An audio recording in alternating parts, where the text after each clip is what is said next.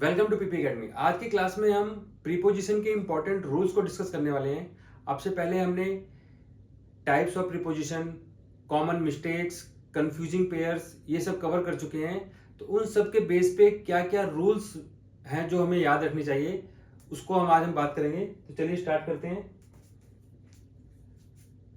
Rule number 1, preposition are always followed by noun. देखिए ये तो हमें पता है, जैसा कि वर्ड से पता है प्रीपोजिशन यानी ये पोजीशन बताता है नाउन या प्रोनाउन की सेंटेंस में। लेकिन ये हमेशा ऐसा नहीं है कि हम जैसे सी इज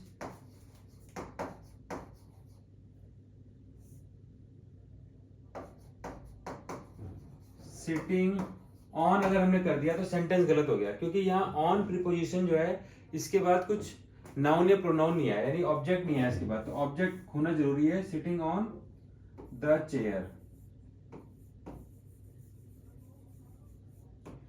तो बेसिक चीज है ये, preposition never comes after the object in formal English, यानी कि ऑब्जेक्ट के बाद नहीं आता। इसका क्या मतलब है, देखिए, this is the pen which I wrote with। यहां देखिए विद एक प्रीपोजिशन है, ये सेंटेंस हमने लिखा है। इस सेंटेंस में प्रॉब्लम क्या है, ऑब्जेक्ट के बाद आ रहा है प्रीपोजिशन। होना क्या चाहिए,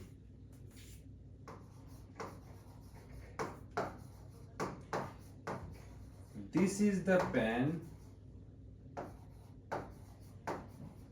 with which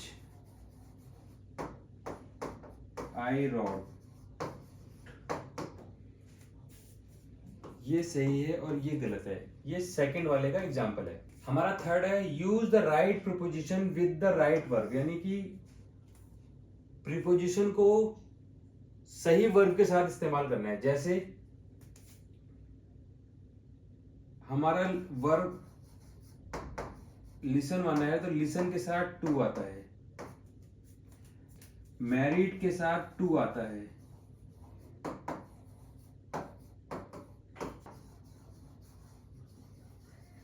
अग्रीड के साथ विद आता है, बिलोंग के साथ टू आता है। इस तरह के बहुत सारे प्रीपोजिशन है जो ये इनको आपको याद ही रखना पड़ेगा कि किसके साथ क्या आता है, यानी किसके साथ कौन सा प्रीपोजिशन कैरी करता है, ये आपको याद रखना पड़ेगा। फोर्थ और फिफ्थ, देखिए फोर्थ और फिफ्थ को हम दोनों एक साथ कवर करेंगे। इसमें देखिए दोनों में सेम चीज है, ये बहुत बड़ी प्रॉब्लम है हमारी। एट ऑन इन और एट ऑन इन, ये दोनों चीजें टाइम के लिए भी यूज होती हैं और प्लेस के लिए भी यूज होती हैं। कब क्या यूज होगा इसको मैंने कई बार रिपीट किया अपनी पिछली क्लास में भी, फिर से बता रहा हूं क्योंकि इसमें बहुत सारी गलतियां होती हैं। देखिए एट कोई भी हो, चाहे प्लेस हो या टाइम के लिए हो, ये आएगा हमेशा एग्जैक्ट टाइम या प्लेस। अगर टाइम के लिए यूज हो रहा है तो एग्जैक्ट टाइम, प्लेस के लिए हो रहा है तो एग्जैक्ट प्लेस। जैसे she is at door, she came at 6 PM। यहां टाइम की बात हो रही है, यहां प्लेस की बात हो रही है, एट आएगा। इनकी अगर बात करेंगे तो अगर प्लेस की बात है, इन प्लेस की बात है तो ये एनक्लोज्ड स्पेस,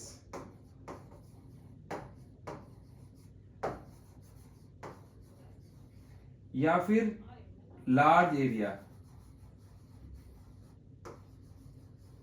जैसे she is in the room, in the room मतलब क्लोज एंड प्लेस है।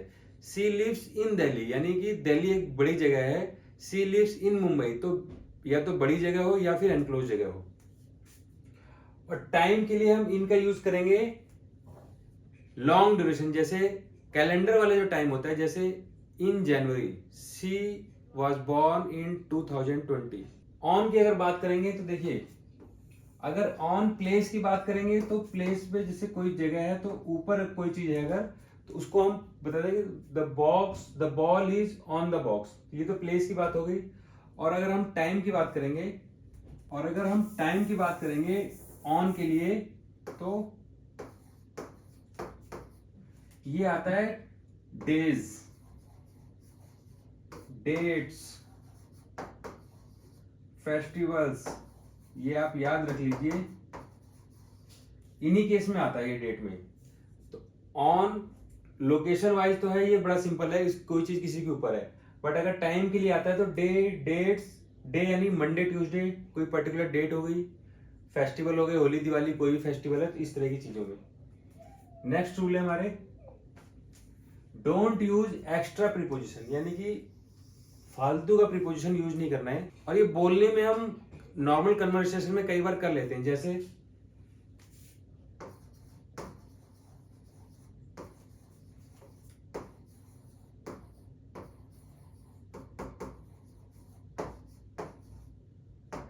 Where are you going to, normal बोलचाल में हम ऐसा यूज कर लेते हैं, बट ये क्या है, गलत है। होना क्या चाहिए,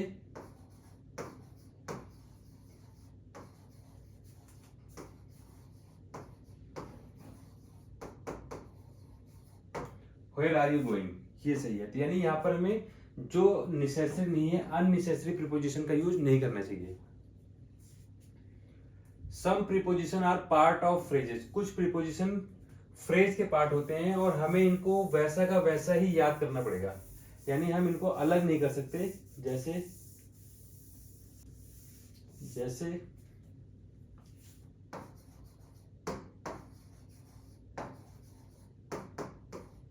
in spite of,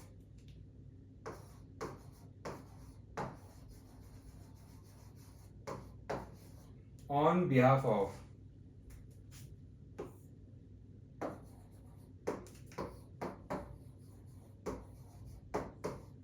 in front of, इनको आप ब्रेक करके यूज नहीं कर सकते, ये एक साथ ही यूज होंगे और आपको ये याद रखने पड़ेंगे फ्रेजल प्रीपोजिशन, जिनको आपको एज इट इज याद रखना पड़ेगा, इसका कोई सॉल्यूशन नहीं है। और एग्जाम में ये आएंगे तो ब्रेक करके दिए होंगे। नेक्स्ट है हमारा यूज जीरंड आफ्टर प्रीपोजिशन। देखिए जीरंड क्या होते हैं, आईएनजी फॉर्म, यानी कि ऐसा वर्ब में अगर हम आईएनजी लगा दें और वो नाउन का काम करे तो उसके हम जीरंड कहते हैं। जैसे अगर हम ये लिखते हैं, सी इज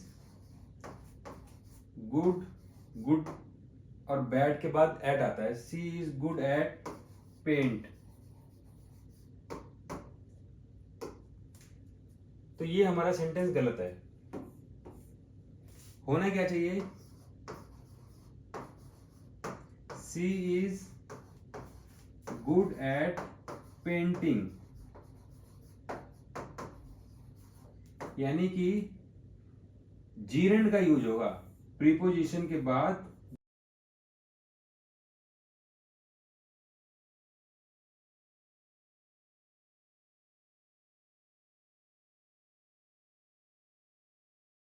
क्या मतलब है इनका, देखिए जैसे अप टू, आउट ऑफ, जैसे he came out of the room,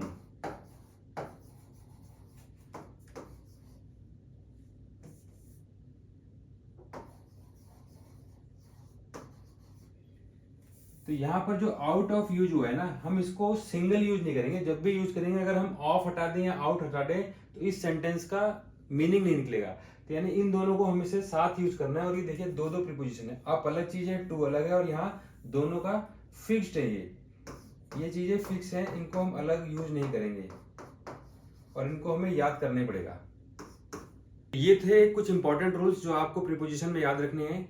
next class में हम एग्जाम में आए हुए क्वेश्चंस की बात करेंगे जो कॉम्पिटिटिव एग्जाम्स में पूछे हुए हैं आपके बोर्ड एग्जाम्स में, और उसमें आपको पता चलेगा, रियल प्रैक्टिस आपकी होगी कि आपको किस तरह से सोचना है आपको। तो ये वाली क्लास आपको कैसी लगी, अगर आपको यूजफुल लगी हो तो प्लीज चैनल को सब्सक्राइब करिए और अपने दोस्तों के साथ भी शेयर करिए। Thanks for watching.